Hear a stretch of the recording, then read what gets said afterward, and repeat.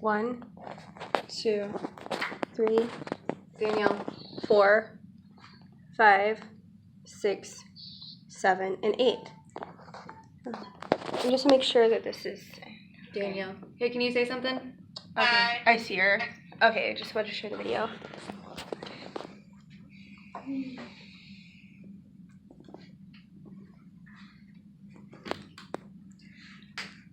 How many live here in a constant state of stress or close to it?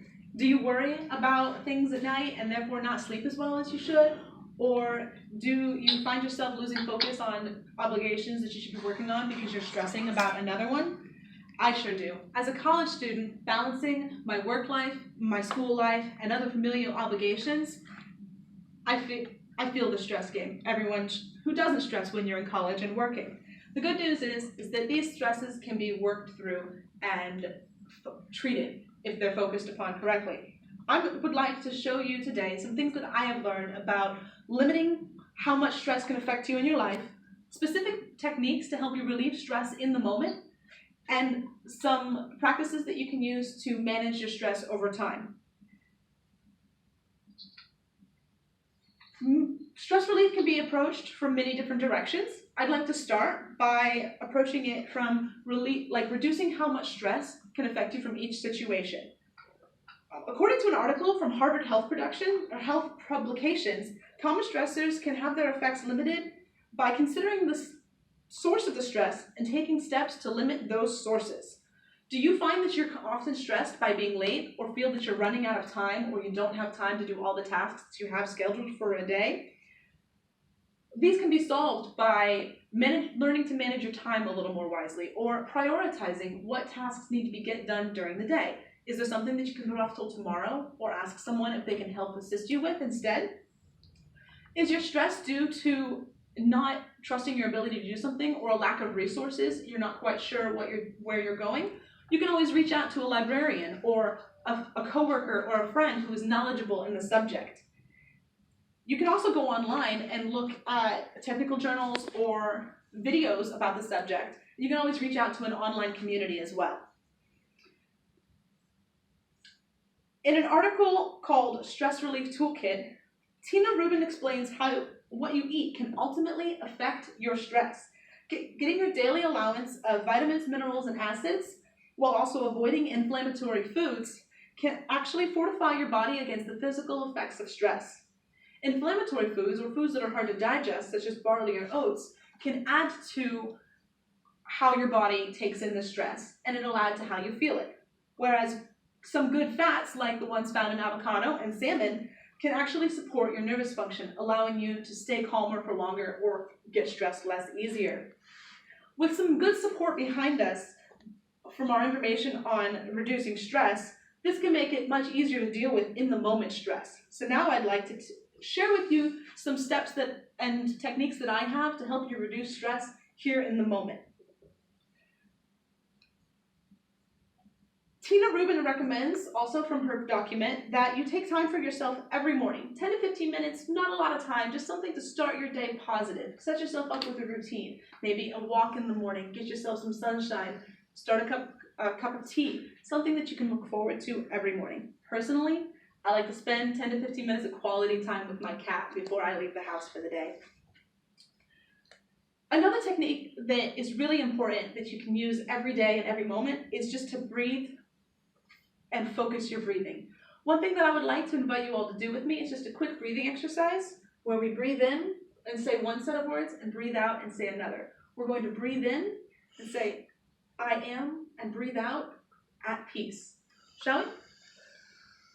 I am at peace. At peace. Another breathing technique that we can use throughout the day takes a little bit more, maybe like 2 to 3 minutes, depending on how much you need, and that allows you to get more oxygen and more focus to your center calmness. And that would be, as you breathe in, you're going to count to 10, and then you're going to breathe out to the count of 10. But from there, you're going to breathe in again to the count of 9, and then breathe out to the count of 9. And you'll notice, we're going to do this together if you don't mind, that you'll actually get more oxygen and the results will work faster. So we're just going to breathe in for the count of 10 and out for the count of 10. I'm going to count a little fast. Let's all breathe in. I can't actually breathe in for the count of 10. I apologize, guys, but we can all breathe out, and you understand that this gives you more oxygen when you're doing this kind of breathing technique. Unfortunately, when you're nervous and speaking, it doesn't help very much. One last exercise that I would like to introduce to you guys is mindful relaxation. And this one specifically, the mindfulness, I want you to imagine that you're focusing specifically on individual pieces of your body. You can focus on your shoulders, and you will think about your shoulders, and you can tell them to relax and feel them relax. Feel your fists unclench. You can bring them to your sides. And after focusing your body through this, it brings you to a more comfortable state of being. Now that we have cleared our minds from stress by using quick breathing exercises, we can focus better on long-term management. According to an article from Harvard Health Publications titled Your Portable Guide to Stress Relief, having a personalized stress relief plan can help you navigate stress opportunities and keep you from becoming stressed out. Once calm, stressors are more identifiable, and once they're identified, they can be worked through or reduced. If not, they can be more emotionally and mentally prepared for, and then you don't get as stressed in the long term. According to an article by Eileen Ferrer in College Student Journal, listening to music for even a short time can reduce stress. According to her study results, 10 minutes or more will help you relax, but even 6 minutes is enough to alter your mood. This can be added to a stress relief plan, and you can schedule per day items that will help you relax. Another opportunity is artistic qualities or appreciating art. Even appreciating art is enough to help you. Now, I'm here to tell you that these stress relief items can be added to every option of the day, every time that you need them, and they will help you reduce the amount of stress in your life. I'm hoping that with this good place to start, you will be able to find the time to productively relieve stress in your life. Do you have any questions for me now that you've learned about stress relief in your life? Yes, thank you. I actually have a question about the routine you do with your cat in the morning. Yes. Is there something you do specifically, or is it just like hanging out with your cat? It depends on what she's feeling up to. A lot of times it helps me and her if I take a string and run the length of the house, because now I am moving around and she is moving around and we are both being energized and getting energy out. But sometimes it is literally just 10 minutes of stroking her back and scratching her head. Does anybody else have a specific pet or someone that they like to play with, maybe a niece or a nephew when they need to relieve stress? I have 2 rabbits. Rabbits are good comfort animals. They're very comforting.